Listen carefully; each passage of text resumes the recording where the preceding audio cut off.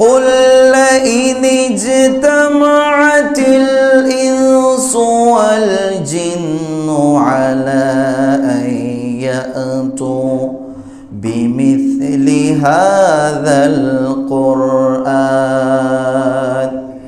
لا يأتون بمثله ولو كان بعضهم لبعض ظهيرا।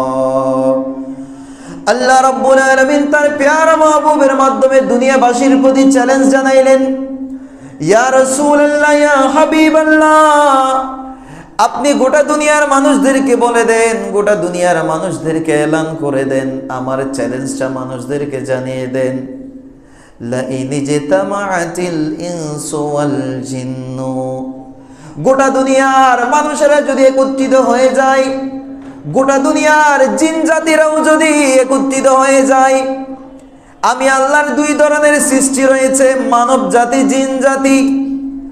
এমন অনেক কাজ আছে যেগুলা মানুষেরা পারে না কিন্তু জিন জাতিরা পারে, আবার এমন অনেক কাজ আছে যেগুলা জিন জাতিরা পারে না কিন্তু মানুষেরা পারে।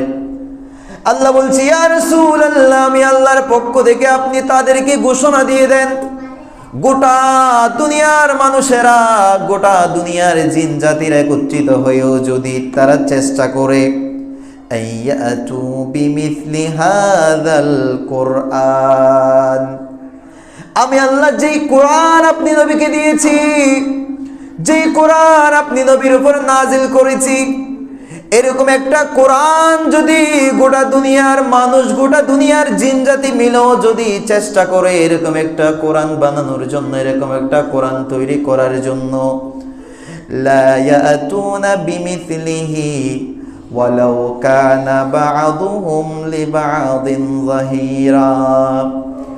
ইয়া রাসূলুল্লাহ, আমি আগে থেকে বলে দিলাম, আমি আল্লাহ ভবিষ্যৎবাণী করলাম, তারা যাই বানাতে পারুক না কেন, গোটা দুনিয়াও যদি তারা নকল বানাইতে পারে, কিন্তু আমি আল্লাহ চ্যালেঞ্জ দিলাম, আমি আল্লাহ তাদের সামনে ঘোষণা দিয়ে দিলাম, তারা শত চেষ্টা করো এই ধরনের একটা কোরআন জীবনে কোনোদিন তৈরি করতে পারবে না। আর একটু জোরে বলেন সুবহানাল্লাহ। সম্মানিত মুসল্লিনে কেরাম, এটা হচ্ছে কোরআনের মাস।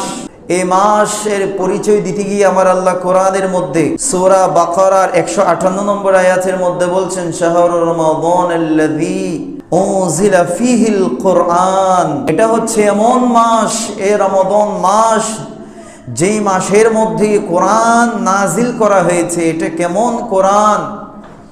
হুদাল লিন্নাস, দুনিয়ার মধ্যে মানুষেরা কিভাবে চলবে, কিভাবে চললে সঠিক পথ তারা পাবে, সেই পথ নির্দেশনা এই কোরআনের মধ্যে রয়েছে।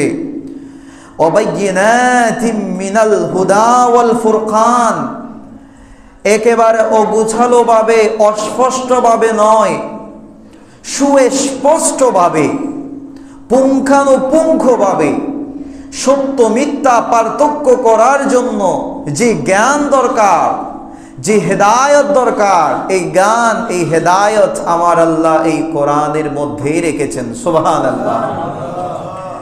দুনিয়ার মধ্যে এমন কোনো জিনিস নাই যেই জিনিসের নকল, যে জিনিসের ডুপ্লিকেট মানুষেরা বানাইতে পারে নাই। দুনিয়ার মধ্যে যত কিছুই আবিষ্কার হোক, চাইনারা এগুলা ডুপ্লিকেট আবিষ্কার করে ফেলে। আপনারা জানেন আমাদের ব্রেইন হচ্ছে সীমাবদ্ধ, আমরা অল্প কিছু জ্ঞান আমাদের ব্রেইনের মধ্যে আমরা জমা রাখতে পারি, কিন্তু মানুষ এমন একটা জিনিস আবিষ্কার করেছে যেটাকে বলা হয় artificial intelligence, AI, chat GPT, যেখানে আপনি যাই কিছু জিজ্ঞাসা করেন না কেন সাথে সাথে সে উত্তর দিয়ে দিবে।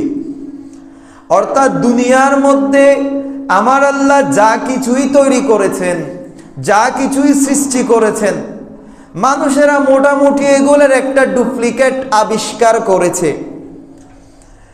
এমনকি আপনারা অবাক হয়ে যাবেন, আমার আল্লাহ সূর্য তৈরি করেছেন, এরকম একটা নকল সূর্যও পৃথিবীর মধ্যে তৈরি করা হয়েছে।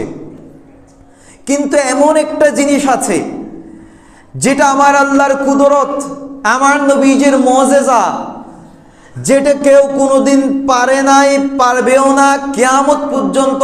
গোটা দুনিয়ার বিজ্ঞানীরা, গোটা দুনিয়ার সাহিত্যিকরা, গোটা দুনিয়ার মানুষ, জিনজাতি সবাই যদি একত্রিত হয়ে যায়, এটা কখনো পারবে না। আমার আল্লাহ চ্যালেঞ্জ দিচ্ছেন। সূরা ইসরার 88 নম্বর আয়াতের মধ্যে আল্লাহ বলছেন, قل إن اجتمعت الإنس والجن على أن يأتوا بمثل هذا القرآن لا يأتون بمثله ولو كان بعضهم لبعض ظهيرا। আল্লাহ রাব্বুল আলামিন তার প্যারা মাহবুবের মাধ্যমে দুনিয়াবাসীর প্রতি চ্যালেঞ্জ জানাইলেন, ইয়া রাসূলুল্লাহ, ইয়া হাবিবাল্লাহ, আপনি গোটা দুনিয়ার মানুষদেরকে বলে দেন, গোটা দুনিয়ার মানুষদেরকে এলান করে দেন, আমার চ্যালেঞ্জটা মানুষদেরকে জানিয়ে দেন। লা ইন জিতামাআতিল ইনসু ওয়াল জিন্নু, গোটা দুনিয়ার মানুষেরা যদি একত্রিত হয়ে যায়, গোটা দুনিয়ার জিন জাতিরাও যদি একত্রিত হয়ে যায়, আমি আল্লাহর দুই ধরনের সৃষ্টি রয়েছে, মানব জাতি, জিন জাতি। এমন অনেক কাজ আছে যেগুলা মানুষেরা পারে না কিন্তু জিন জাতিরা পারে, আবার এমন অনেক কাজ আছে যেগুলা জিন জাতিরা পারে না কিন্তু মানুষেরা পারে। আল্লাহ বলছি, ইয়া রাসূলুল্লাহ, আমি আল্লাহর পক্ষ থেকে আপনি তাদেরকে ঘোষণা দিয়ে দেন, গোটা দুনিয়ার মানুষেরা, গোটা দুনিয়ার জিন জাতিরা একত্রিত হয়েও যদি তারা চেষ্টা করে, আইয়াতু বিমিথলি হাযাল কুরআন, আমি আল্লাহ যেই কোরআন আপনি নবীকে দিয়েছি, যেই কোরআন আপনি নবীর উপর নাজিল করেছি, এরকম একটা কোরআন যদি গোটা দুনিয়ার মানুষ, গোটা দুনিয়ার জিন জাতি মিলেও যদি চেষ্টা করে এরকম একটা কোরআন বানানোর জন্য, এরকম একটা কোরআন তৈরি করার জন্য, লা ইয়াতুনা বিমিথলিহি ওয়ালাউ কানা বা'দুহুম লিবা'দিন যাহিরা। ইয়া রাসূলুল্লাহ, আমি আগে থেকে বলে দিলাম, আমি আল্লাহ ভবিষ্যৎবাণী করলাম, তারা যাই বানাতে পারুক না কেন, গোটা দুনিয়াও যদি তারা নকল বানাইতে পারে, কিন্তু আমি আল্লাহ চ্যালেঞ্জ দিলাম, আমি আল্লাহ তাদের সামনে ঘোষণা দিয়ে দিলাম, তারা শত চেষ্টা করো এই ধরনের একটা কোরআন জীবনে কোনোদিন তৈরি করতে পারবে না। আরেকটু জোরে বলেন সুবহানাল্লাহ। আল্লাহ চ্যালেঞ্জ দিচ্ছেন, সাহস থাকলে দেখি গোটা দুনিয়ার মানুষ, গোটা জিন জাতি তোমরা একত্রিত হয়ে এরকম একটা কোরআন যদি তোমরা তৈরি করতে চাও, আল্লাহ বলছেন না, এটা কখনো পারবে না, তোমরা কিয়ামত পর্যন্ত চেষ্টা করলেও পারবে না, না পেরেছে, না পারছে, না কিয়ামত পর্যন্ত পারবে। কারণ এই গ্রন্থ, এটা কোনো মানুষের বাণী নয়, এটা আমার আল্লাহর বাণী, আল্লাহর কালাম। আমার আল্লাহ জিবরিল আমিনের মাধ্যমে আমার নবীজির কাছে পাঠিয়েছেন, আমাদেরকে এটা উপহার হিসেবে দিয়েছেন। যেহেতু এটা আমার আল্লাহর কালাম, এটার সম্মানও গোটা দুনিয়ার সব কিছুর ঊর্ধ্বে। আমার নবীজি হাদিসের মধ্যে বলছেন, এটা হিলিয়াতুল আউলিয়া নামক কিতাবের মধ্যে হাদিস কানা নোট হয়েছে। মা আয়েশা সিদ্দিকা রাদিয়াল্লাহু তাআলা হাদিস কানা বর্ণনা করেন, আন্না রাসূলুল্লাহ সাল্লাল্লাহু আলাইহি ওয়াসাল্লাম قال, আল্লাহর প্যারা মাহবুব দানায়ে গুয়ুব সাল্লাল্লাহু আলাইহি ওয়াসাল্লাম ইরশাদ ফরমান, ইন্না লিকুল্লি শাইইন শারাফা, প্রত্যেক কিছুর একটা মর্যাদা আছে, প্রত্যেক জাতির একটা গৌরবের বিষয় আছে, মর্যাদার বিষয় আছে। ইয়াতাবাহাউনা বিহি, প্রত্যেক জাতির একটা মর্যাদার গৌরবের বিষয় থাকে, যেই বিষয়টা নিয়ে, যেই জিনিসটা নিয়ে তারা গর্ব করে। আপনারা যদি বিশ্বের মধ্যে দেখেন, মিশরের নীলনদ রয়েছে যেটা নিয়ে তারা গর্ব করে, মিশরের পিরামিড রয়েছে তারা এটা নিয়ে গর্ব করে। আপনারা জানেন নেপালের মধ্যে এভারেস্ট রয়েছে, মাউন্ট এভারেস্ট, এটা নিয়ে তারা গর্ব করে। তেমনি ভাবে গোটা বিশ্বের মধ্যে এক এক জাতির, এক এক দেশের এক একটা গর্বের বিষয় আছে, যেগুলো নিয়ে গোটা বিশ্বের সামনে তারা বুক উঁচু করে দাঁড়ায়, আমাদের এই জিনিসটা রয়েছে, আমাদের এটা রয়েছে। আর আমার নবীজি বলছেন, আমার উম্মতেরও একটা গর্বের বিষয় রয়েছে, আমার উম্মতেরও একটা মর্যাদার বিষয় রয়েছে। সেটা কি? ওয়াইন্না বাহা উম্মতি ওয়াশারাফাহা আল কুরআন। আমার উম্মতের জন্য গর্বের বিষয় হচ্ছে, আমার উম্মতের জন্য মর্যাদার বিষয় হচ্ছে আল্লাহর কালাম কুরআনুল কারীম। সুবহানাল্লাহ। আমাদের গর্বের বিষয় হচ্ছে কোরআন। আমাদের গর্বের বিষয় টাকা নয়, আমাদের গর্বের বিষয় সম্পদ নয়, আমাদের গর্বের বিষয় প্রাকৃতিক কোনো সম্পদ নয়। আল্লাহ আমাদেরকে এমন একটা নিয়ামত দিয়েছেন, এমন একটা আমাদেরকে অনুগ্রহ করেছেন, কোরআন দিয়েছেন। আমার নবীজি বলছেন এটাই হচ্ছে আমার উম্মতের জন্য গর্বের বিষয়। সুবহানাল্লাহ। আপনি এটা তেলাওয়াত করেন, এটা গর্বের। আপনি এটাকে সিনার মধ্যে লাগান, এটা গর্বের বিষয়। সেটা নিয়ে আপনি আলাপ আলোচনা করেন, কোরআন চর্চা করেন, আপনি কোরআনের খেদমত করেন, সব কিছু গর্বের বিষয়।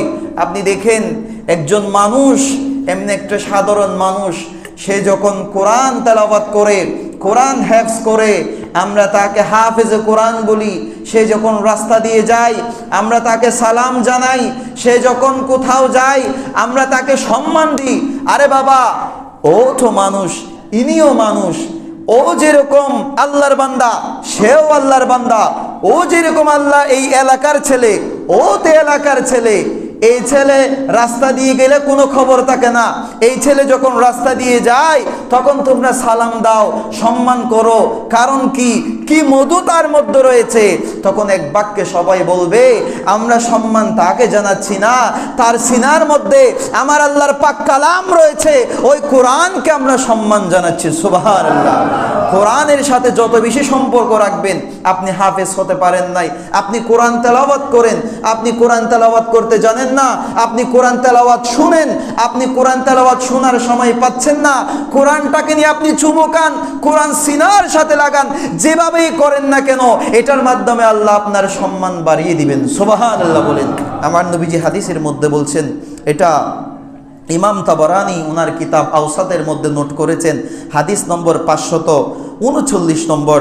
হযরতে আনাস ইবনে মালিক রাদিয়াল্লাহু তাআলা আনহু হাদিস কানা বর্ণনা করেন। তিনি বলেন, ক্বালা রাসূলুল্লাহ সাল্লাল্লাহু আলাইহি ওয়াসাল্লাম, আল্লাহর প্যারা মাহবুব সাল্লাল্লাহু আলাইহি ওয়াসাল্লাম নূরানি জবান দিয়ে ইরশাদ ফরমান, মান আল্লামা ইবনাহু আল কুরআনা নাযারান। কেউ যদি তার সন্তানকে নাজারা পাঠ করায়, নাজারা শিক্ষা দেয়। নাজারা মানে হচ্ছে একজন ছেলেকে যখন হেফজখানায় ভর্তি করা হয়, এখনো মুখস্থ শুরু করে নাই, জাস্ট এমনি দেখে দেখে পড়তে পারে, কোরআন আয়ত্ত করা, এটাকে বলা হয় নাজারা। আমার নবীজি বলছেন কেউ যদি তার সন্তানকে এরকম নাজারা শিক্ষা দিতে পারে, গাফারাল্লাহু মা তাকাদ্দামা মিন যামবিহি, ওই ছেলে নাজারা করতে দেরি, আমার আল্লাহ তার জীবনের সমস্ত গুনাহ মাফ করতে দেরি করে না। সুবহানাল্লাহ বলেন। আপনার ছেলেকে যখন আপনি মক্তবের মধ্যে দিবেন, আপনার ছেলেকে যখন মাদ্রাসার মধ্যে দিবেন, আপনার ছেলেকে যখন ফুরকানিয়ার মধ্যে দিবেন, আপনার ছেলে যখন শুরু করবে বিসমিল্লাহির রহমানির রহিম আলহামদুলিল্লাহি রাব্বিল আলামিন আর রহমানির রহিম মালিকি ইয়াউমিদ্দিন, এভাবে যখন পড়া শুরু করবে, আমার নবীজি বলছেন এটার বদৌলতে তুমি জীবনে যা গুনাহ করেছো তোমার সমস্ত গুনাহ আমি আল্লাহ মাফ করে দিলাম। সুবহানাল্লাহ। আর এরপরে যদি ومن علمه إياه ظاهرا بعثه الله يوم القيامة على صورة القمر ليلة البدر ويقال لابنه اقرأ فكلما قرأ آية رفع الله عز وجل بها للأبي درجة حتى ينتهي إلى آخر ما معه من القرآن। নাজারা পড়ার পরে ওই সন্তান যখন হেফজ শুরু করবে, সন্তানকে যদি হাফেজে কোরআন বানাইতে পারে, এটার বিনিময়ে আমার আল্লাহ তার চেহারাকে কিয়ামতের ময়দানের মধ্যে পূর্ণিমার চাঁদের মতো করে দিবেন। সুবহানাল্লাহ বলেন। তার সন্তানকে বলা হবে, এই বাবা, এই বাচ্চা, এই আল্লাহর বান্দা, তুমি তেলাওয়াত করো, ইকরা, তুমি তেলাওয়াত করো। ওই ছেলে যখন একটার পর একটা আয়াত তেলাওয়াত করতে থাকবে, একটার পর একটা যখন আল্লাহর কালাম থেকে যখন তেলাওয়াত করতে থাকবে, এটার বদৌলতে আমার আল্লাহ তার বাবার মর্যাদা একটার উপর একটা, একটার পর একটা বাড়াইতেই থাকবে। সুবহানাল্লাহ বলেন। এভাবে সে পড়তে পড়তে ৬,২৩৬ অথবা 6,666টা আয়াত করিমা যতক্ষণ শেষ করবে না আমার আল্লাহ ততক্ষণ পর্যন্ত তার মর্যাদা বাড়াইতেই থাকবে। সুবহানাল্লাহ। এটা হাফেজ কোরআনের মর্যাদা বলি নাই, হাফেজে কোরআনের বাবার মর্যাদা বলেছি। তা হাফেজে কোরআনের বাবার মর্যাদা, যে তার ছেলেকে হাফেজ বানিয়েছে, তার মর্যাদা যদি এমন হয় যে হাফেজ হয়েছে, যে কোরআন সিনার মধ্যে রেখেছে, তার মর্যাদা কেমন হবে দেখেন। আরেকখানা হাদিসে মোবারকা যেটা কানজুল উম্মালের মধ্যে 1732 নম্বর হাদিস, এটার রাবি হচ্ছেন হযরতে আবি উমামা রাদিয়াল্লাহু তাআলা। উনি বলেন, কল ইহফাজুল কোরআন ফাইন্নাল্লাহা লা ইউআযযিবু বিন-নারি কলবান ওয়া আল কোরআন। আমার নবীজি বলছেন, হযরত আবি উমামা রাদিয়াল্লাহু তাআলা আনহুর হাদিস, উনি বলছেন, কল ইহফাজুল কোরআন, তোমরা কোরআন হেফজ করো, কোরআনকে সংরক্ষণ করো।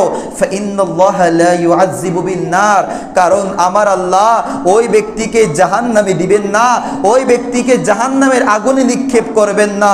ওয়া আল কোরআন, যে কোরআন শিক্ষা করেছে, কোরআন তেলাওয়াত করেছে, কোরআনকে নিজের সিনার মধ্যে হেফাজত করেছে, আমার আল্লাহ কোনোদিন তাকে জাহান্নামের আগুনে নিক্ষেপ করবেন না। সুবহানাল্লাহ বলেন।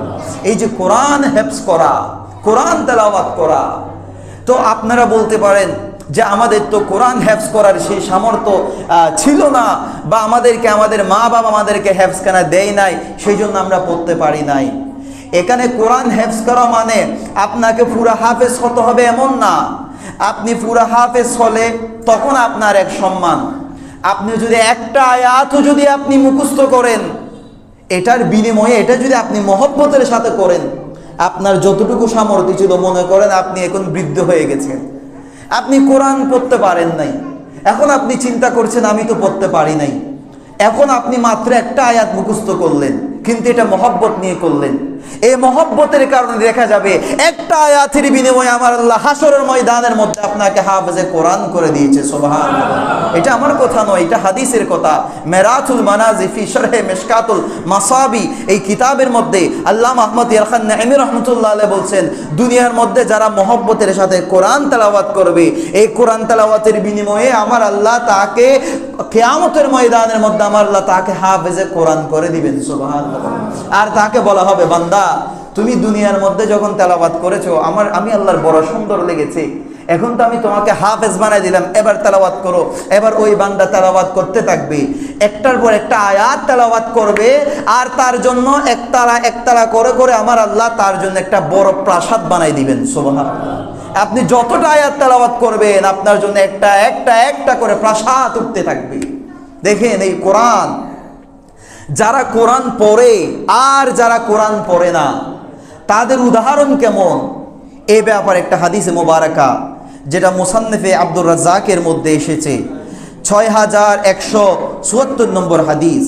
এটার রাবি হচ্ছেন হযরত আব্দুর রহমান ইবনুল বাসিত রাদিয়াল্লাহু তাআলা। তিনি বলেন, قال رسول الله صلى الله عليه وسلم, আল্লাহর প্যারা মাহবুব সাল্লাল্লাহু আলাইহি ওয়াসাল্লাম ইরশাদ ফরমান, আল বাইতুল্লাযী ইউকরাউ ফীহিল কুরআন ইউকথিরু খায়রাহু ওয়া ইউআসাউ আলা আহলি, যে ঘরের মধ্যে বেশি বেশি কোরআন তেলাওয়াত করা হয়, যে ঘরের মধ্যে, যে ঘরের প্রত্যেক সদস্য কোরআন তেলাওয়াত করে, কোরআন নিয়ে যারা পড়ে থাকে, এর বিনিময়ে আমার আল্লাহ রাব্বুল আলামিন ওই ঘরের মধ্যে কল্যাণ দিয়ে ভরপুর করে দেয়, বরকত দিয়ে ভরপুর করে দেয়। শুধু তাই নয়, ওয়ায়াসাউ আলা আহলিহি, আমার আল্লাহ তাদের রিজিকের মধ্যে প্রশস্ততা দান করে। কোরআন তেলাওয়াত করার কারণে যারা বেশি বেশি কোরআন তেলাওয়াত করবে, আমার আল্লাহ তাদের কল্যাণ দিয়ে আমার আল্লাহ তাদেরকে বরকত বেশি বেশি দেন। এই যে আমাদের ঘরের মধ্যে এখন বরকত নাই, আমাদের টাকার মধ্যে বরকত নাই, আমরা বাজার করলে, আমরা 5 দিনের বাজার করলে এগুলো 2 দিনে শেষ হয়ে যায়। শেষ হওয়ার কারণ কি? কারণ আমাদের বাজারের মধ্যে বরকত নাই। আমরা যখন আমাদের মাস শেষে যখন একটা স্যালারি পাই, ওই স্যালারি দিয়ে আমরা 10 দিন চলতে পারি না, 20 দিন, আমাদের 30 দিন চলতে আমাদের কষ্ট হয়ে যায়। তো আগে যেখানে 10,000 টাকা নিয়ে পুরো মাস চলে গেছে, সেখানে আমরা এখন 40-50 হাজার টাকা দিয়েও আমরা পুরো মাস চলতে পারি না। কারণ আমাদের বরকত নাই। তো এই বরকত আমরা আনবো কিভাবে? আমার নবীজি বলছেন এটার জন্য সমাধান হচ্ছে তোমরা নিয়মিত কোরআন তেলাওয়াত করো, এটার মাধ্যমে আমার আল্লাহ তোমাদের ঘরের মধ্যে বরকত ফিরিয়ে দিবেন। সুবহানাল্লাহ। আমাদের রিজিক নির্ধারিত, আমাদের রিজিকের মধ্যে কারো রিজিকের মধ্যে 1 কোটি টাকা লেখা আছে, কারো রিজিকের মধ্যে লেখা আছে 1 লাখ টাকার সম্পদ সে খাইতে পারবে। আমাদের রিজিক নির্ধারিত, আপনি আমি চাইলে কখনো রিজিকের বাইরে 1 লোকমাও খাইতে পারবো না। তো আমরা কি করব? তো আল্লাহ যদি আমাদের জন্য কম রিজিক লিপিবদ্ধ করেন, এখন তো আমাদেরকে কষ্টের মধ্যে থাকতে হবে। রেহাই পাওয়া, কিভাবে রেহাই পাবো আমরা? এটার জন্য আল্লাহর কাছে চাইতে হবে, মওলা রিজিক যা দিয়েছো রেখেছো এগুলো তো নির্ধারিত, এর বাইরে তো 1 লোকমাও খাইতে পারবো না, আমাকে রিজিকের মধ্যে বরকত দেন। তো রিজিকের মধ্যে বরকত পাবো কেমনে? রিজিক প্রশস্ত হবে কেমনে? আমার নবীজি বলছেন তোমরা দিনে রাতে কোরআন তেলাওয়াত করো, এটার মাধ্যমে তোমাদের রিজিকের প্রশস্ততা চলে আসবে। সুবহানাল্লাহ। এই যে রিজিকের প্রশস্ততা জিনিসটা কি? কেউ 10,000 টাকা বেতন নিয়ে সুন্দর সংসারের মধ্যে কোনো মারামারি নাই, হানাহানি নাই, ঝগড়া বিভেদ নাই, সুখের মধ্যে আছে। আর কেউ 1 লাখ টাকা কামাই করো, তার সংসারে শান্তি নাই। যে 10,000 টাকা কামাই করো সুখে শান্তিতে সংসার করছে, তার রিজিকের মধ্যে প্রশস্ততা আছে, তার ঘরের মধ্যে বরকত আছে। যে 1 লাখ টাকা কামাই করো, যার ঘরে শান্তি নাই, তার মানে তার রিজিকের মধ্যে বরকত নাই, তার ঘরের মধ্যে কোনো কল্যাণও নাই। তো কল্যাণ আনবো কেমনে? রিজিকের মধ্যে প্রশস্ততা আনবো কেমনে? আমার নবীজি বলছেন এটা তো তোমাদের ঘরের মধ্যে আছে। যে জিনিসটা আমরা ঘরের 1 কোণার মধ্যে ফেলে রাখি, আমার নবীজি বলছে যেটা 1 কোণার মধ্যে ফেলে রেখেছে এটা একটু খুলে দেখো না, এটা খুলে দেখো, তোমার রিজিকের দরজা খোলার দায়িত্ব আমার আল্লাহর। সুবহানাল্লাহ বলেন। আর যারা কোরআন তেলাওয়াত করে না, যারা কোরআন থেকে দূরে থাকে, আচ্ছা এটার আরো একটা ফজিলত আছে, যারা কোরআন তেলাওয়াত করে, ওয়াহদুরহুল মালাইকা, ঘরের মধ্যে যখন কোরআন তেলাওয়াত করবেন, কোরআন তেলাওয়াত করার কারণে আমার আল্লাহর জগতের ফেরেশতারা আপনার ঘরের মধ্যে আগমন করতে থাকবে। সুবহানাল্লাহ। ওয়াহজুরহুশ শায়াতিন, ঘরের মধ্যে অনেক শয়তান থাকে, শয়তানদেরকে আমরা দেখি না, ফেরেশতাদেরকে যেভাবে আমরা দেখি না, শয়তানদেরকেও আমরা দেখি না। শয়তান আমাদেরকে ওয়াসওয়াসা দেয়, শয়তান আমাদেরকে আসর করে, শয়তান আমাদের নারীদের উপর আসর করে, আমাদের মেয়েদের উপর আসর করে, আমাদের বাচ্চাদের উপর আসর করে। এই যে জিনজাতিরা, খারাপ জিনজা শয়তানরা আমাদের ঘরের মধ্যে থাকে, এগুলা তাড়ানোর উপায় কি? আমার নবীজি বলছেন কোরআন তেলাওয়াত করো। ওয়াহজুরহুশ শায়াতিন, যে শয়তানরা তোমার ঘরের মধ্যে অবস্থান দিয়েছে তারা নিজ থেকেই পালিয়ে যাবে। সুবহানাল্লাহ বলেন। আর ওয়া ইন্নাল বাইতাল্লাযী লা ইউকরাউ ফীহিল কুরআন, যে ঘরের মধ্যে কোরআন তেলাওয়াত হয় না, যে ঘরে সকাল বেলায় উঠে, যে ঘরে ফজরের সময় আলো জ্বলে না, ফজরের নামাজ হয় না, কোরআন তেলাওয়াতের আওয়াজ যে ঘর থেকে আসে না, কোরআনের সাথে যে ঘরের সাথে কোনো সম্পর্ক নাই, আমার নবীজি বলছেন এদের অবস্থা কি হবে? এদের অবস্থা হচ্ছে ইয়াদিকু আলা আহলি, আমার আল্লাহ তাদের রিজিক কমিয়ে দেয়, তাদের রিজিকের বরকত উঠিয়ে নেয়। ওয়ায়াকিল্লু খায়রাহু, আর তাদের যে কল্যাণ, তাদের যে বরকত, এগুলো আমার আল্লাহ কমিয়ে দেয়। এদের ঘরের মধ্যে শান্তি থাকে না, এদের বাবা মার মধ্যে শান্তি থাকে না, স্বামী স্ত্রীর মধ্যে শান্তি থাকে না, সন্তান এবং পিতামাতার মধ্যে যে একটা বন্ধন, এই বন্ধন ঠিক থাকে না। কারণ কোরআন না পড়ার কারণে আমার আল্লাহ তাদের বরকত উঠিয়ে নেয়, তাদের রিজিকের প্রশস্ততা উঠিয়ে নেয়, আমার আল্লাহ তাদের রিজিক সংকীর্ণ করে দেয়। আর কি করে? ওয়াহজুরহুল মালাইকা, প্রত্যেক মুসলমান ঘরের মধ্যে ফেরেশতারা অবস্থান নেয়। যখন কেউ কোরআন তেলাওয়াত করে না, যখন ওই ঘরের মধ্যে কোরআনের বাণী উচ্চারিত হয় না, আমার নবীজি বলছেন ওয়াহজুরহুল মালাইকা, আল্লাহর ফেরেশতাগুলো ওই ঘর থেকে চলে যায়। ওয়াহদুরুহুশ শায়াতিন, আর দুনিয়ার মধ্যে যত খারাপ খারাপ শয়তান আছে সব শয়তানগুলা তার ঘরের মধ্যে ঢুকে আশ্রয় নেয়। জুড়ে বলেন নাউজুবিল্লাহ। তাহলে আমার নবীজি 2টা বলে দিয়েছেন, 2টা পথ। কোরআন তেলাওয়াত করলে বরকত পাবা, রহমত পাবা, রিজিকের মধ্যে প্রশস্ততা আসবে, ঘরের মধ্যে ফেরেশতা আসবে, শয়তান থাকলে দূরে চলে যাবে। আর যদি কোরআন তেলাওয়াত যদি না করো, কোরআনের সাথে যদি সম্পর্ক না করো, কোরআন যদি ধরেও যদি না দেখো, তাহলে এটার কুফলও আমার নবীজি বলে দিয়েছেন, কল্যাণও থাকবে না, বরকতও থাকবে না, রিজিকের প্রশস্ততা চলে যাবে, রিজিক সংকীর্ণ হয়ে যাবে, ঘরের মধ্যে যে ফেরেশতা আছে ফেরেশতাগুলো চলে যাবে, আর ঘরের মধ্যে শয়তানরা এসে আশ্রয় নিবে। এখন চিন্তা করেন, আমরা কি আমাদের ঘরের মধ্যে আমরা কি ফেরেশতাদের আড্ডাখানা বানাবো নাকি শয়তানদের আড্ডাখানা বানাবো? এটা আমাদের উপর নির্ভর। কোরআনুল কারীমের চর্চা যদি আপনি করেন, কোরআনুল কারীমের তেলাওয়াত যদি আপনি করেন, আপনার ঘরের মধ্যে ফেরেশতারা অবস্থান নিবে। এই যে আপনারা চিন্তা করেন, আপনার বাচ্চা যখন আপনি একা ঘুমায়া যখন আপনি কাজ করতে গেলেন, আপনার বাচ্চাটা তো চাইলে হামাগুড়ি দিয়ে নিচে পড়ে যেতে পারে, অথবা আপনার বাচ্চার উপর চাইলে অনেক পোকামাকড় আক্রমণ করতে পারে। কিন্তু আমরা কখনো এমন দেখি নাই যে বাচ্চার উপর কোনো পোকামাকড় আক্রমণ করে, আমরা দেখি নাই। আমরা কখনো দেখি নাই একটা বাচ্চা হামাগুড়ি দিয়ে দিয়ে পরে তার হাত পা ভেঙে গেছে, এমন কখনো হয় না।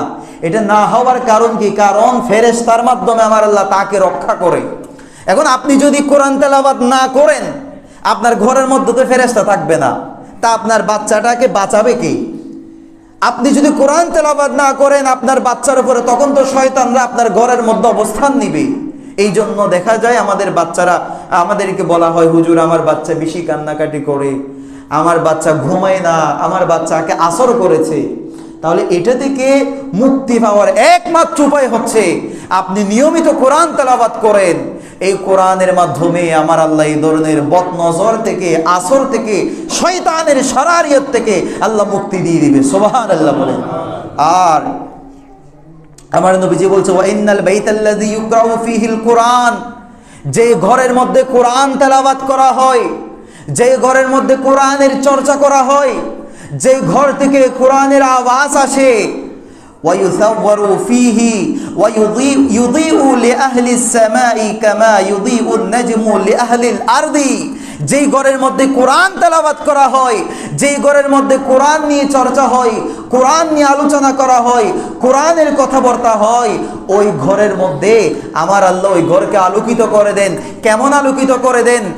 জমিন থেকে যেভাবে আসমানের তারকাগুলো দেখা যায়, আসমানবাসীরাও ওই ঘরকে এভাবে আলোকিত হিসেবে দেখতে পাই। সুবহানাল্লাহ বলেন। আপনি যখন কোরআন তেলাওয়াত করবেন, আপনার ঘরটা তখন ঝলমল ঝলমল করতে থাকবে। আমরা যেভাবে জমিন থেকে আসমানের তারকাগুলো দেখতে পাই, ফেরেশতারাও আসমান থেকে আপনার ঘরটা তারকার মতো দেখতে পাবে। সুবহানাল্লাহ বলেন। তাহলে এটা কত সৌভাগ্যের বিষয়। আমাদের ঘর যদি ফেরেশতারা দেখতে পায়, তারা আমাদের জন্য দোয়া করবে, আমাদের মাগফিরাতের জন্য দোয়া করবে, আমাদের বরকতের জন্য দোয়া করবে। দেখেন আরেকখানা হাদিসে মোবারকা, এটা বিশেষ করে যারা হাফেজ কোরআন, আমাদের এলাকার মধ্যে তো আলহামদুলিল্লাহ অনেক হাফেজ কোরআন আছেন, এটা বিশেষ করে তাদের জন্য এই হাদিসে মোবারকাটা। এটা বুখারী এবং মুসলিমের হাদিস। আন আবি মুসা আন নবী সাল্লাল্লাহু আলাইহি ওয়াসাল্লাম, হযরত আবি মুসা রাদিয়াল্লাহু তাআলা হতে বর্ণিত, আল্লাহর প্যারা মাহবুব সাল্লাল্লাহু আলাইহি ওয়াসাল্লাম ইরশাদ করেন, তাআহাদু হাযাল কুরআন, এই কোরআনকে তোমরা নিয়মিত চর্চা করো, এই কোরআনের সাথে নিয়মিত সম্পর্ক রাখো। ফাওয়াল্লাযী নাফসু মুহাম্মদ বিয়াদিহি, যেই সত্তার হাতে আমি নবীর প্রাণ, ওই খোদার শপথ করে বলছি, লাহু আশাদ্দু তাফাল্লুতাম মিনাল ইবিলি ফি উকুলিহা, একটা উট যেভাবে তার রশি থেকে ছিঁড়ে যেতে চায়, রশি থেকে ছিঁড়ে যেভাবে উট দৌড় দেয়, এর চেয়ে আরো বেশি কঠিন হচ্ছে একটা সিনার মধ্যে কোরআনকে হেফাজত করা। এই জন্য এটার মাধ্যমে আমার নবীজি বুঝাইতে চাইলেন, তোমরা যদি সাবধান না থাকো, কোরআনকে যদি তোমরা সংরক্ষণ না করো, নিয়মিত যদি তেলাওয়াত না করো, কোরআনটা তোমাদের থেকে ছুটে যাবে। আচ্ছা, যদি ছুটে যায় তাহলে কি অপরাধ, তাদের শাস্তি কেমন হবে? আমার নবীজি বলছেন, এটাও বলে দিয়েছেন। হযরতে আনাস রাদিয়াল্লাহু তাআলা হাদিসের রাবি, ইনি বর্ণনা করেন, নবী সাল্লাল্লাহু আলাইহি ওয়াসাল্লাম কল, আল্লাহর প্যারা মাহবুব সাল্লাল্লাহু আলাইহি ওয়াসাল্লাম ইরশাদ করেন, উরিদতু আলাইয়া যুনুবা উম্মতি, আল্লাহর নবী বলছেন, আমাকে আমার উম্মতের গুনাহগুলো পেশ করা হয়েছে। আমার উম্মতের গুনাহ মানে হচ্ছে যে সুদ খেলে এই ধরনের গুনাহ হবে, এই ধরনের শাস্তি দেওয়া হবে, ঘুষ খেলে এই ধরনের শাস্তি দেওয়া হবে, জেনা করলে এই শাস্তি দেওয়া হবে, বেবিচার করলে এই শাস্তি দেওয়া হবে, চুরি করলে এই শাস্তি দেওয়া হবে, অন্যায় বিচার করলে এই শাস্তি দেওয়া হবে, চুরি করলে এই শাস্তি দেওয়া হবে, ডাকাতি করলে এই শাস্তি দেওয়া হবে। এই ধরনের কোন গুনার কি শাস্তি আমার নবীজির সামনে পেশ করা হয়েছে। আল্লাহর প্যারা মাহবুব সাল্লাল্লাহু আলাইহি ওয়াসাল্লাম সাল্লাম বলছেন, ফালাম আরা জানবান, আমি নবী দেখি না এত বড় গুনাহ, আযাম মিন সূরাতিন মিনাল কুরআনি আও আয়াতিন উতিহা রাজুলুন সুম্মা নাসিয়াহা, আমি নবী এর চেয়ে বড় গুনাহ দেখি নাই যে আমার উম্মতের মধ্যে কোন উম্মত যদি একটা আয়াত একটা সূরা যদি মুখস্থ করার পর এটা যদি সে ভুলে যায়, তাকে আমার আল্লাহ এত বড় শাস্তি দিবে। এই ধরনের শাস্তি আমি নবী আর দেখি নাই। জুড়ে বলেন নাউজুবিল্লাহ। তাহলে দেখেন আমাদের হাফিজে কোরআন যারা আছেন, এখানে আমাদের এলাকার অনেকে আছেন হাফিজে কোরআন, আমাদের অনেক হাফিজে কোরআন দেখা যায় হেফজ করার পরে অন্য পেশায় চলে যাওয়ার কারণে ওনারা ওই হেফজটা ধরে রাখতে পারে না, ওনারা হেফজটা ভুলে যায়। আমার কথা হচ্ছে, আপনি যে পেশায় যান, আপনি একেবারে এই লাইনে থাকবেন কোনো কথা নাই, আপনি খেদমত করবেন, আপনি প্রয়োজনে বাংলা শিক্ষিত হন, হাফেজ হওয়ার পরে আপনি ব্যবসা করেন, যাই কিছু করেন, কিন্তু কোরআনটা অন্তরের মধ্যে রাখতে হবে। হাফেজের যেরকম ফজিলত, হেফজ যদি ভুলে গেলে তার চেয়ে আরো বড় গুনাহ।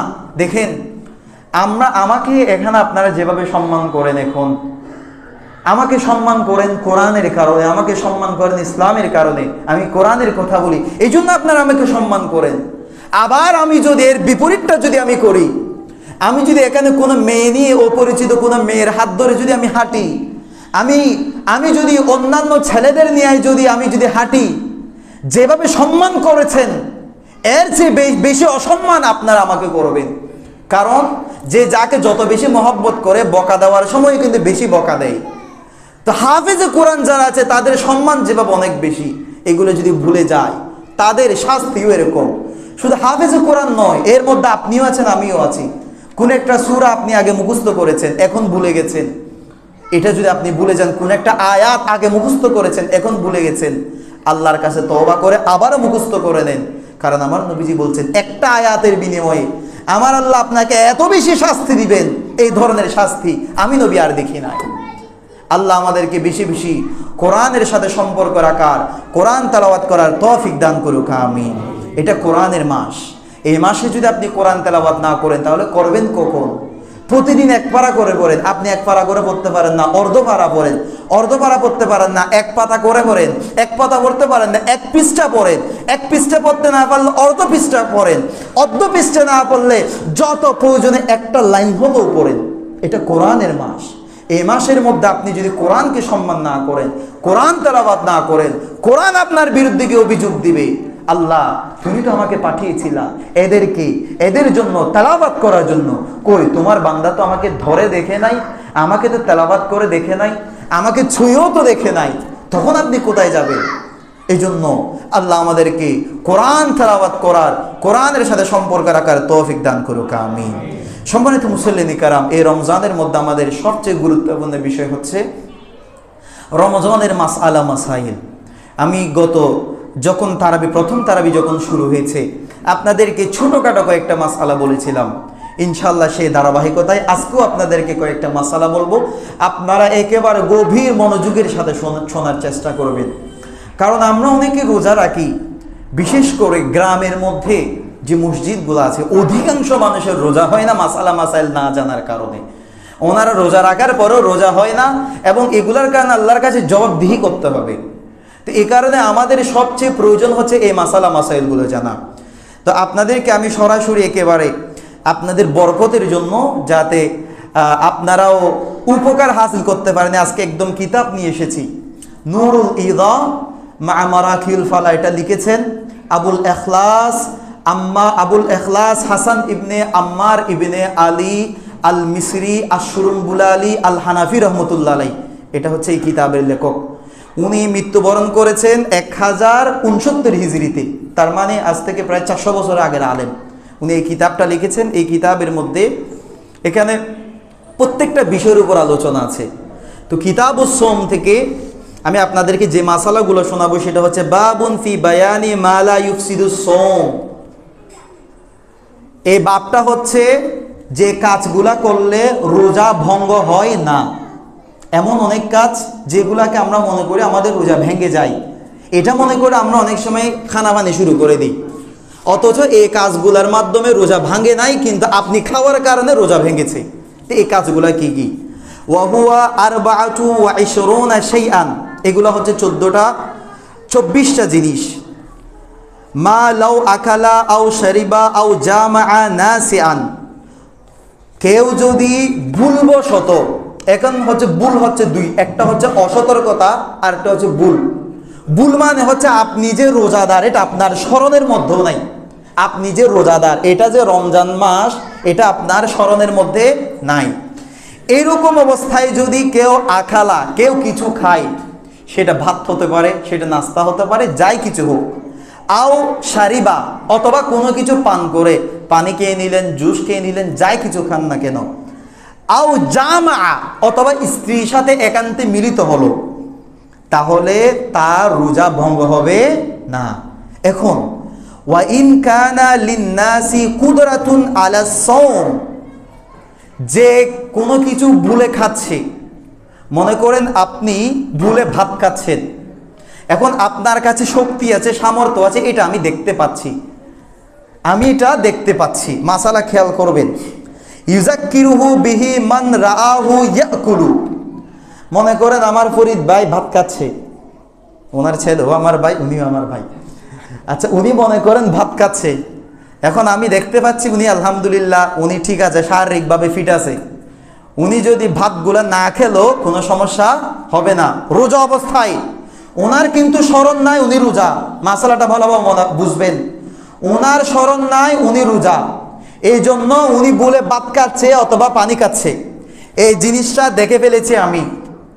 এখন আমি দেখতেছি উনি যদি ভাতগুলা না খেলে ওনার কোনো সমস্যা হবে না, আমার উপর ওয়াজিব হচ্ছে ওনাকে স্মরণ করে দেওয়া যে আপনি তো রোজাদার, আপনি এগুলা খাইয়েন না, এটা আমার উপর ওয়াজিব। কারণ রমজান এটা তো শুধু আপনার জন্য না, এটা তো আমার জন্য, এটা তো আল্লাহর বিধান। এই জন্য যদি কখনো দেখেন কোনো রোজাদার কিছু খাচ্ছে, আপনি তার দিকে দেখবেন সে কি সামর্থ্যবান নাকি তার কাছে সামর্থ্য নাই। এখানে সামর্থ্য নাই মানে হচ্ছে একটা মানুষ একেবারে রোগাক্রান্ত হয়ে গেছে, একেবারে অসুস্থ, মনে করেন সে এমনভাবে তৃষ্ণার্ত, এমনভাবে দুর্বল হয়ে গেছে, এগুলা খাওয়ার মাধ্যমে হয়তো তার শরীরের মধ্যে কিছুটা শক্তি আসবে, এরকম যদি কাউকে হয় তাহলে আপনি বলবেন না। আর যদি দেখেন না সে সামর্থ্যবান, তার কাছে শক্তি আছে, তাহলে আপনার জন্য ওয়াজিব হচ্ছে আপনি বলে দিবেন যে আপনি তো রোজাদার, আপনি এগুলা খাইয়েন না। এখন আসেন, আমি যে বললাম যে যাদের শক্তি নাই, সামর্থ্য নাই, এরা যদি খাইলে এদেরকে বাধা দেওয়া যাবে না, এটাও হাদিসের কথা।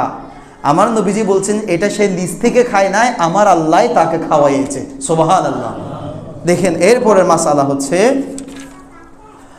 আও আনজালা বিনাজরিন আও ফাকারা ওয়া ইন আদামান নাজরু ওয়াল ফিকরু। এটা একটা অ্যাডাল্ট মাসালা, এখানে যেহেতু আমার অনেক ছোট ছোট ছেলেরা আছে এই কারণে এটা এখানে বলা যাচ্ছে না, এটা খাস মাসালা। তবে এটার অধীনে একটা মাসালা বলি, সেটা হচ্ছে এখানে যারা প্রাপ্তবয়স্ক যারা আছেন, আমাদের একটা দুনিয়াবি কিছু হাইসিয়ত আছে, যেমন আমাদের প্রত্যেকের যারা ছেলে, যারা যুবক, যারা প্রাপ্তবয়স্ক হয়, এদের গোসল ফরজ হয়, যে কোনো কারণে গোসল ফরজ হয়েছে, তার স্বপ্নদোষ হয়েছে, হয়তো সে রাত দিনে ঘুমিয়েছে, এটা হয়ে গিয়েছে, এটা তো নিজ থেকে করে নাই, এটা তো প্রাকৃতিক নিয়ম, তাহলে তার রোজার মধ্যে কোনো সমস্যা হবে না।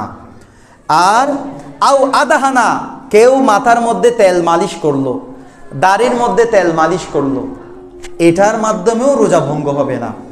অনেকে আছে, অনেকে বলে যে ঠান্ডা তেল দিলে এগুলো ভিতরে ঢুকে যাবে, না কোনো সমস্যা হবে না। আপনি আপনার যদি আপনি অনেকে আছে এখানে মাঠে কাজ করেন, আপনারা অনেকে আছেন আপনারা গাড়ি চালান, গাড়ি চালানোর পরে আপনাদের মাথাটা অতিরিক্ত গরম হয়ে যায়, অথবা মাঠে কাজ করার কারণে অতিরিক্ত গরম হয়ে যায়, তখন হচ্ছে আপনারা মাথার মধ্যে চাইলে তেল দিতে পারবেন, মাথার মধ্যে পানি দিতে পারবেন, রোজার কোনো সমস্যা হবে না। আও ইকতাহালা, অথবা সুরমা লাগালো, আমরা যারা সুরমা দিই, অনেকে মনে করেন সুরমা দিলে রোজা ভেঙে যাবে, না। ওয়ালাউ উজিদা তাআমুহু ফি হালকি, এমনকি সুরমা দেওয়ার কারণে সুরমার ঘ্রাণটা, সুরমার স্বাদটা যদি আপনার এখানে পর্যন্ত আসে, তাও আপনার রোজার কোনো সমস্যা হবে না।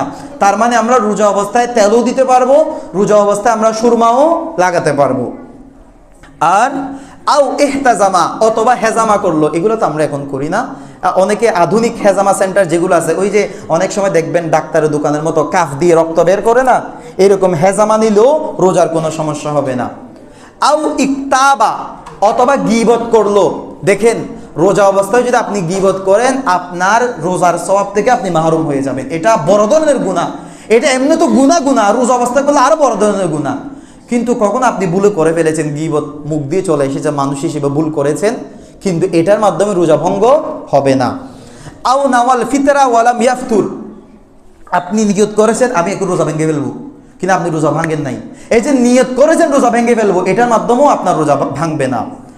আও দাখালা হালকাহু দুহানুম বেলা সুনহি, আপনি হাঁটছেন, কোন একজন অমুসলিম মানুষ বিড়ি খাচ্ছে, আপনি হাঁটার সময় তার বিড়ির যেই ধোঁয়া ওটা আপনার নাকের মধ্যে আসলো, অথবা আপনি হাঁটছেন রাস্তার মধ্যে, ওখানে গাড়ির যে ধোঁয়া এটা আপনার নাকের মধ্যে ঢুকলো, এখানে আপনার কোনো হাত নাই, নিচ থেকে ঢুকেছে, এটার মাধ্যমেও রোজার কোনো সমস্যা হবে না।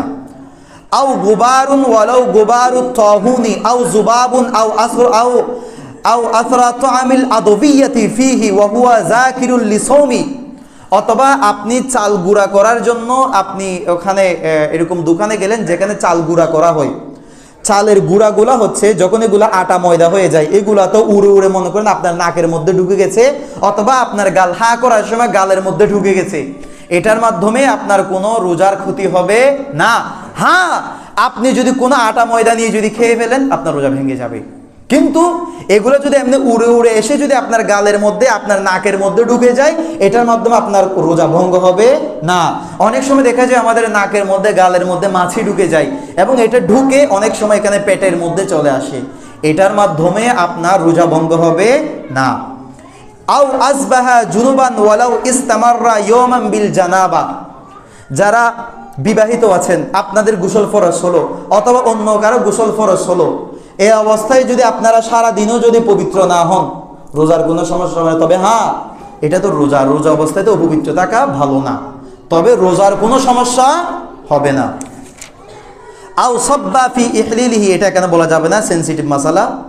আও দাহানান আও খাদা নাহারান, কেউ মনে করলেন এখানে সাঁতার কাটছে পানির মধ্যে, অথবা নদীর মধ্যে সাঁতার কাটছে, তার কানের মধ্যে পানি ঢুকেছে, খেয়াল করবেন এটা, কানের মধ্যে পানি ঢুকেছে, আপনি ডুব মারার সময় অথবা সাঁতার কাটার সময় আপনার কানের মধ্যে পানি ঢুকেছে, এটার মাধ্যমে আপনার রোজা ভঙ্গ হবে না, কারণ কানের সাথে মাথার সাথে কোনো সম্পর্ক নাই। আগের ওলামায়ে কেরাম বলেছিল কানের মধ্যে পানি ঢুকলে রোজা ভেঙে যাবে, কিন্তু পরবর্তী ওলামায়ে কেরাম যেহেতু সায়েন্স অনেক উন্নত হয়েছে, তারা দেখছে কানের সাথে মাথার সাথে মস্তিষ্কের সাথে কোনো সম্পর্ক নাই, কানের মধ্যে একটা পর্দা আছে। আপনারা খেয়াল করে দেখবেন, পানি যখন কানের মধ্যে ঢুকে এগুলো কিন্তু ভিতরে যায় না, এগুলো এখানে থেকে যায়, এরকম করলে পানিগুলো বের হয়ে যায়। তার মানে আপনারা গোসল করার সময় যদি কানের মধ্যে পানি ঢুকে, এটার মাধ্যমে রোজা ভঙ্গ হবে না। অনেকে বলে যে অনেকক্ষণ গোসল করলে রোজা ভেঙে যাবে না, এই ধরনের এই কথার কোনো ভিত্তি নাই। তবে হ্যাঁ, আপনি যদি এখানে যদি লাফালাফি করেন ইচ্ছা করে, এর মাধ্যমে যদি আপনার পানি ঢুকে যায়, তখন কিন্তু আপনার রোজার মধ্যে খতরা চলে আসবে। আর আও হাক্কা উযনাহু বিআউদিন ফাখারাজা ইলাইহি দারানুন সুম্মা দাখালাহু মিরারান, ওই যে আমরা কান পরিষ্কার করি না, কান পরিষ্কার করার সময় আপনি কানের ময়লাগুলো বের করে ফেললেন, বের করার পরে আবার ঢুকাইলেন, আবার বের করলেন, এরকম হলো কোনো রোজার কোনো সমস্যা হবে না। আও দাখালা আনফাহু মুখাতুন ফাস্তানশাকাহু আমাদান আও ওয়া ইবতালাহু, ওই নাক দিয়ে শ্লেষ্মা বের হয়, আমরা যেটাকে শিন বলি, আমাদের যদি সর্দি হয় কখনো যদি নাক দিয়ে বের হয়, ধরেন একদম এখানে চলে এসেছে, এটা যদি আমরা এরকম করে যদি ভিতরে টেনে নিই, টেনে নেওয়ার মাধ্যমে যদি পেটের মধ্যেও চলে আসে, তাও কোনো সমস্যা হবে না, রোজা ভঙ্গ হবে না। তবে হ্যাঁ, ওয়ায়ামবাগি আলকা উন্নহামা হাত্তা লা ইফসিদু সাওমু আলা কওলি ইমাম শাফি রাহমাতুল্লাহ আলাইহি। তবে ইমাম শাফি রহমতুল্লাহ আলাইহির একটা কৌল আছে যে নাকের শ্লেষ্মা মানে নাকের শিন যদি এখানে চলে আসে, তার এগুলো যদি ভিতরে নেই, তখন রোজা ভেঙে যাবে। তো এই ধরনের সন্দেহ থেকে দূর হওয়ার জন্য আমরা এগুলো ফেলে দিব। আও জারাহুল কাইয়ু ওয়া আদা বিগাইরি সুনই, দেখেন অনেকের হচ্ছে বমি আসতে পারে, রোজা অবস্থায় বমি আসতে পারে। আপনি মনে করেন গাড়ি, বিশেষ করে যারা এই যে গাড়ির মধ্যে যাতায়াত করে, অনেকে এগুলো সহ্য করতে পারে না, তাদের বমি আসে।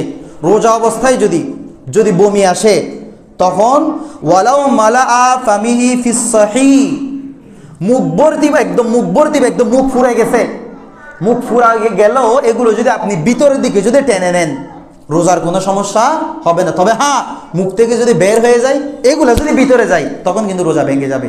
তাহলে কখনো যদি আপনার বমি আসে, আপনি মুখ খুলেন নাই, একদম মুখ ফুরে গেছে, এরপরও যদি আপনি বমিগুলো ভিতরে টেনে নেন, তাহলে কোনো সমস্যা হবে না।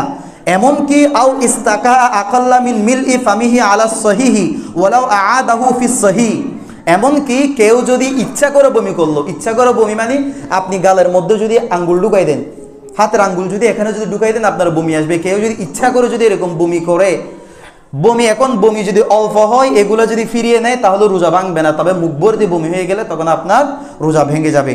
সর্বশেষ আও আকালা মা বাইনা আসনানিহি ওয়া কানা দুনাল হিম্মাসা, আপনি গোশত দিয়ে ভাত খেয়েছেন, আপনার গোশতের একটা টুকরা এখানে দাঁতের মধ্যে রয়ে গিয়েছে। এখন এটা যদি চনা পরিমাণ হয়, যদি চনার চেয়ে ছোট হয়, সাইজটা খেয়াল করবেন, গোশত বেশিরভাগ ক্ষেত্রে গোশতগুলো এখানে বেজে থাকে। এখন রোজা অবস্থায় যদি আপনি এটা চনার চেয়ে যদি ছোট হয়, এটা যদি খেয়ে ফেলেন রোজার কোনো সমস্যা হবে না। তবে চনা পরিমাণ এবং তার চেয়ে যদি বড় হয় তাহলে আপনার রোজা ভেঙে যাবে।